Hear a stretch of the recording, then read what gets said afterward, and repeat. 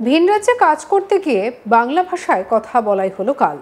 বাংলা ভাষায় কথা বলার জন্য দিল্লি পুলিশের হাতে বাংলাদেশি সন্দেহে আটক দিনহাটার সাবেক ছিটমহলের ৮ জন বাসিন্দা। জানা গিয়েছে যে ৮ জনকে আটক করা হয়েছিল, তার মধ্যে একজন মহিলাও রয়েছেন, যদিও পরবর্তীতে সেই ৮ জনের মধ্যে একজনকে দিল্লি পুলিশ ছেড়ে দিয়েছে, কিন্তু বৈধ কাগজপত্র থাকা সত্ত্বেও এখনও দিল্লি পুলিশের হাতে আটকে পড়ে রয়েছে দিনহাটার ৭ জন বাসিন্দা। পরিবারের সদস্যদের ভিন রাজ্যে কাজ করতে গিয়ে পুলিশের হাতে আটক হওয়ার খবর আসতেই দুশ্চিন্তায় ভেঙে পড়েছে দিনহাটায় থাকা পরিবারের বাকি সদস্যরা।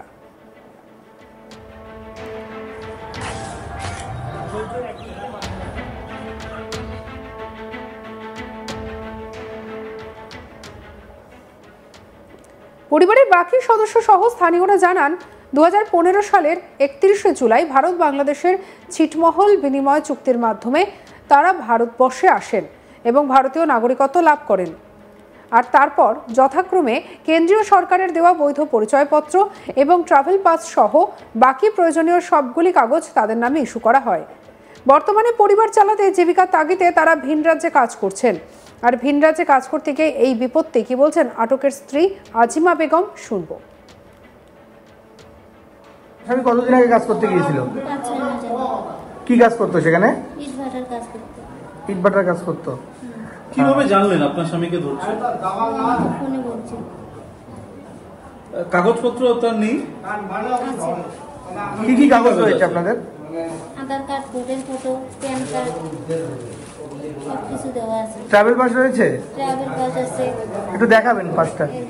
পাসপোর্ট আছে। পাসপোর্টও রয়েছে, আধার কার্ড আছে।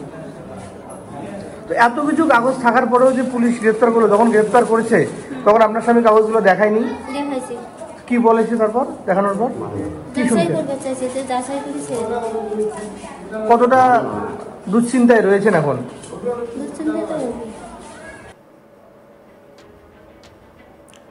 আটকের আত্মীয় আলিম গাজী কি বলছেন, শুনবো। আমরা তো গরিব মানুষ, তা আমরা তো খেতে খাই পেরে, তা মনে হলো দিল্লি, হরিয়ানা, মানে কেরালা যাই আমরা কাজ করতে, বিভিন্ন জায়গা যাই কাজ করেছি। তা মনে হলো ওখানে পুলিশ মানে বাংলা কথা বললে উনি আমাকে হ্যারাসমেন্ট করে, মারধর করে, আবার মনে হলো মানে নিয়ে যায় গাড়ি পড়ে, এখান থেকে নিয়ে যায়। মনে হলো এখনও মানে আমার মামাকে নিয়ে গেছে, এখনও ছেড়ে দেয়নি, মারছে, বহুত মারছে। আমার মামা বললো একটা ঘাস নাচ নিয়ে ঘাটপাড়ের লোক আছে, সে নিয়ে উলঙ্গ করে মারছে। এটা মানে ব্যাপার কি, মানে আমার মামাকে এখনো ছাড় দেয়নি। আমি গেছি দিনার থানায় গেছিলাম, ওখানে অভিযোগ করলাম, আবার অন্য মন্ত্রীর কাছে গেছিলাম, সব জায়গায় গেছিলাম, এখনো মনে হয় কোনো সুরাহা পাইনি। কেন মানে ধরতেছে, কেন মারতেছে? কেন ধরতেছে? বাঙালি মনে করি, বাংলাদেশি মনে করে, বাঙালি আও শুনলে উনি বলেন বাংলাদেশি। যখন ধরতেছে আপনারা বৈধ কাগজপত্র দেখাচ্ছেন? এদের কাগজপত্র সব দেখাতেছি, মানে আধার কার্ড, প্যান কার্ড, মানে রেশন কার্ড, সব কার্ড দেখাতেছি, মানতেছেন। আমি উনি বাঙালি মনে করলে বাংলাদেশি মনে করেন। আপনাদের কাছে ট্রাভেল পাসও আছে? হ্যাঁ, ট্রাভেল পাস আছে, সবকিছু আছে আমার কাছে, দেখাতেছি, মানতেছেন। আমি মানে না, উনি মানে বাংলা কথা বললে মানে উনি ভাবে বাংলাদেশি, উনি আমাকে মানে গাল পারে, আবার নিয়ে যায় মারধর করে, কিছুদিন রাখে, এইরকম শুরু করতে হবে। এখন তো মানে এখানে মোবাইলও মানে পাশে এমনও হয়, নিয়ে যায় আমাকে মারধর করে, মোবাইল টোবাইল কাড়ি নিয়ে হয়, আর যোগাযোগও আমার বদ্ধ হয়ে যায়। কতজনকে আটক করেছে? এখনো আছে এখানে 7 জন, এখন আছে অলরেডি, এখনো 7 জন আছে। মানে কালকে একজন ছেড়ে দিছে, ছেড়ে দেওয়ার পরে এখনো 7 জন আছে। 7 জন। কতদিন আগে তাদেরকে আটক করা হয়েছে? মোটামুটি 3-4 দিন হলো। কোথায় কাজ করতো তারা? দিল্লি, হরিয়ানা কাজ করতো। বাহাদুরগড়ে হরিয়ানা কাজ করতো। কি কাজ করতো? ইট ভাটায় কাজ করতো। কতদিন আগে গিয়েছে হরিয়ানা? মোটামুটি 6 মাস আগে। আচ্ছা, আপনারা তো বহুদিন ধরে এখানে রয়েছেন, এই মানে আশ্রয়স্থলে বা আবাসনে রয়েছেন। এর আগেও তো অনেক লোক বাইরে কাজ করতে যেত, তখনও কি সমস্যা হয়েছিল? তখনও সমস্যা হয়েছিল, তখন কম, মানে এইবার বেশি করে ফেলাছে, এটা এইবার বেমাত্রা করে। বাঙালি দেখলেই সমস্যা, বাঙালি দেখলেই মনে হয়। তাই এমন যদি হয় তাহলে মনে হলো তো পুলিশ মোদি কিরকম করে কাজ করতে আমি যাবো। তাহলে আমিও কিন্তু কেরালার টিকিট বানাচ্ছি, অলরেডি টিকিট বানাচ্ছি, আমার কালকে ছিল যাওয়ার ডেট। আমি এমন শুনি আর যাইনি, কি জানি আমাকেও আটকে দেয়, কি জানি আমাকেও মারে, এই ঘটনা আমি কিন্তু যাইনি। আমার টিকিটটা আমার ক্যান্সেল হয়ে গেছে। কি চান এখন আপনারা? এখন আমি চাই মানে আমার মামাকে সাহায্য, আর যদি সারি দেওয়া না হয় 1-2 দিনে, তা আমরা যদি কেউ আমার পশ্চিম বাঙালি হিন্দি কথা বলে, আমরা তাকে হ্যারাসমেন্ট করতে পারবো। আমরা মারতে শুরু করে দেবো। আমার মানে এটা একটা আমার ক্ষোভ হয়ে গেছে। কি নাম আপনার? আমার নাম আলম গালি। আর আপনার মামার নাম?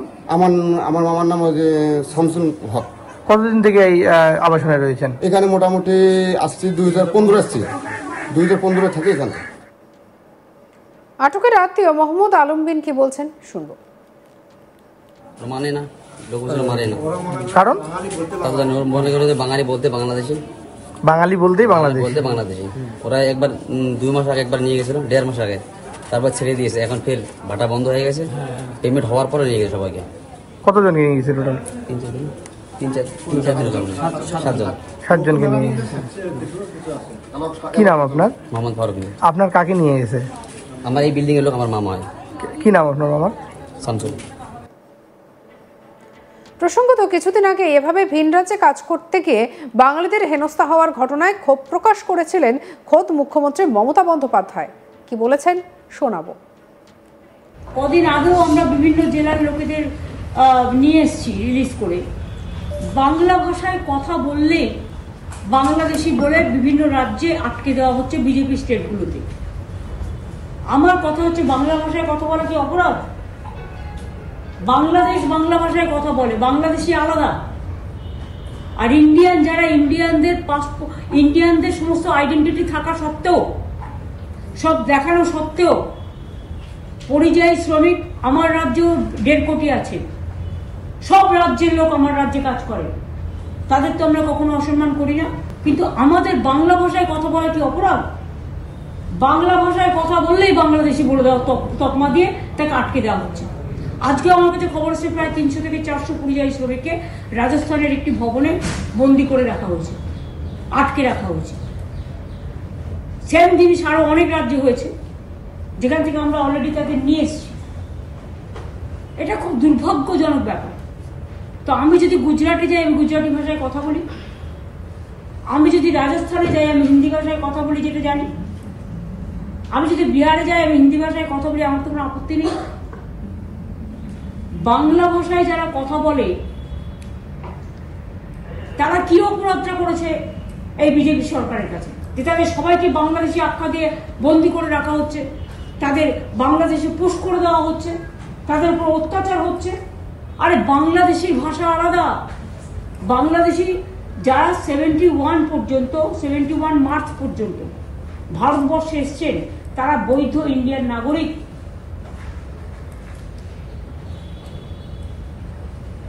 অ্যাজ পার বঙ্গবন্ধু মুজিবুর রহমান আর ইন্দিরা গান্ধী চুক্তি অনুযায়ী। সঙ্গে রাখুন আজ তাক বাংলার ইউটিউব চ্যানেলকে। অন্যান্য খবরের জন্য লাইক, কমেন্ট, শেয়ার, সাবস্ক্রাইব করতে ভুলবেন না।